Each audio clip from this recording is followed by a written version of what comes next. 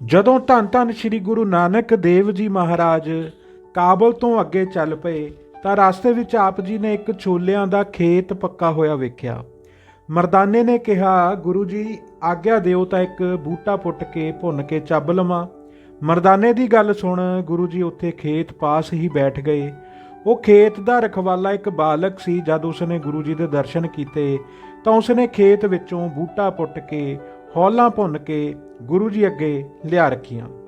ਤਦ ਮਰਦਾਨੇ ਨੇ ਗੁਰੂ ਜੀ ਦੀ ਆਗਿਆ ਨਾਲ ਬੜੇ ਸਵਾਦ ਨਾਲ ਹੌਲਾਂ ਚੱਬ ਲਈਆਂ। ਉਪਰੰਤ ਬਾਲਕ ਨੇ ਬੇਨਤੀ ਕੀਤੀ, ਮਹਾਰਾਜ ਜੀ ਹੁਕਮ ਕਰੋ, ਆਪ ਜੀ ਵਾਸਤੇ ਕੁਝ ਭੋਜਨ ਤਿਆਰ ਕਰਕੇ ਲਿਆਵਾਂ। ਆਪ ਸੰਤ ਹੋ ਕੇ ਕੁਝ ਮੇਰਾ ਭੋਜਨ ਛਕ ਲਵੋਗੇ ਤਾਂ ਮੇਰਾ ਭਲਾ ਹੋਵੇਗਾ।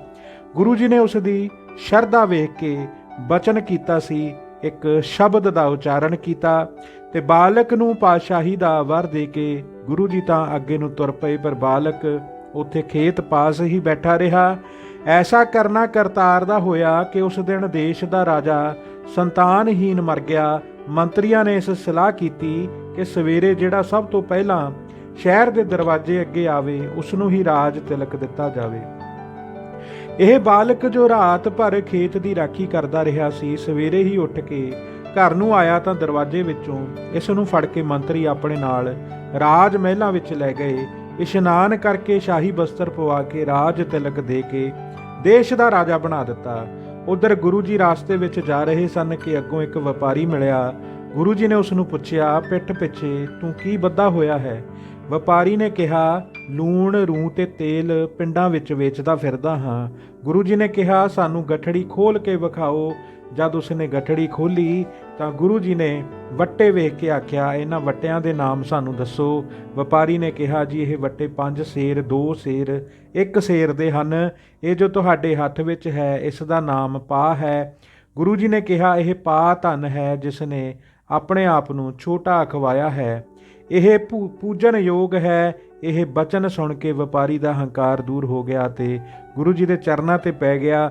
ਗੁਰੂ ਜੀ ਉਸ ਦੀ ਦੀਨਤਾ ਤੇ ਸ਼ਰਧਾ ਵੇਖ ਕੇ ਦਿਆਲ ਹੋ ਗਏ ਅਤੇ ਉਸ ਦੇ ਸਿਰ ਤੇ ਹੱਥ ਫੇਰਿਆ, ਜਿਸ ਨਾਲ ਉਸ ਦੇ ਕਪਾਟ ਖੁੱਲ ਗਏ ਤੇ ਉਸ ਨੂੰ 3 ਲੋਕਾਂ ਦੀ ਸੋਝੀ ਹੋ ਗਈ। ਜਦ ਭਾਈ ਬਾਲੇ ਨੇ ਪੁੱਛਿਆ ਕਿ ਇਸ ਵਪਾਰੀ ਨੂੰ ਬਿਨਾਂ ਸੇਵਾ ਕੀਤੇ ਹੀ ਇੱਕ ਦਿਨ ਵਿੱਚ ਹੀ ਪਦਵੀ ਕਿਉਂ ਪ੍ਰਾਪਤ ਹੋ ਗਈ, ਤਾਂ ਗੁਰੂ ਜੀ ਨੇ ਉੱਤਰ ਦਿੱਤਾ ਸੀ ਕਿ ਇਸ ਦੇ ਪੂਰਬਲੇ ਕਰਮਾਂ ਕਰਕੇ ਇਸ ਦਾ ਇਹ ਕਾਰਜ ਛੇਤੀ ਹੋ ਗਿਆ ਹੈ।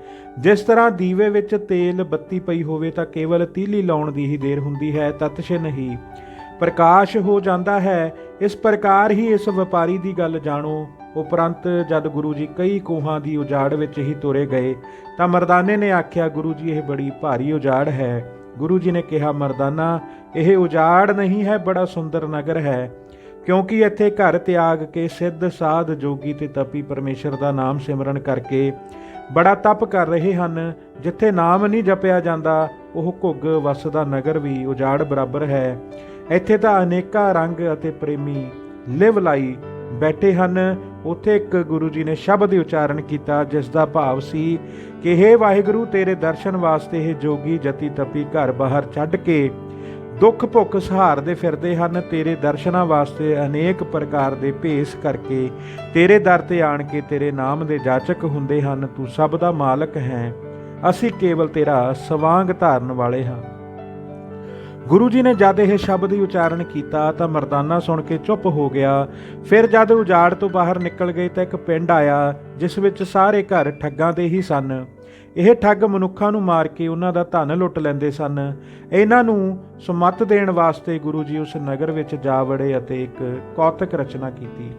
ਭਾਈ ਬਾਲੇ ਨੂੰ ਗੁਰੂ ਜੀ ਨੇ 16 ਵਰ੍ਹਿਆਂ ਦੀ ਮੁਟਿਆਰ ਇਸਤਰੀ ਬਣਾ ਦਿੱਤਾ ਅਤੇ ਆਪ ਚੰਗੀ ਪੋਸ਼ਾਕ ਪਹਿਨ ਕੇ ਲਾੜੇ ਜਾਪਣ ਲੱਗ ਪਏ। ਇਉਂ ਸਿੱਧ ਕੀਤਾ ਕਿ ਜਿਵੇਂ ਗੁਰੂ ਜੀ ਮੁਕਲਾਵਾ ਲੈ ਕੇ ਆਏ ਹਨ ਅਤੇ ਮਰਦਾਨਾ ਡੂਮ ਉਹਨਾਂ ਨਾਲ ਲੱਗੀ ਹੈ। ਉਪਰੰਤ ਇੱਕ ਠੱਗ ਦੇ ਘਰ ਜਾ ਬੈਠੇ ਜੋ ਇਹਨਾਂ ਨੂੰ ਵੇਖ ਕੇ ਬੜਾ ਖੁਸ਼ ਹੋਇਆ ਅਤੇ ਉੱਪਰੋਂ ਪ੍ਰੇਮ ਨਾਲ ਸੇਵਾ ਕਰਨ ਲੱਗਾ।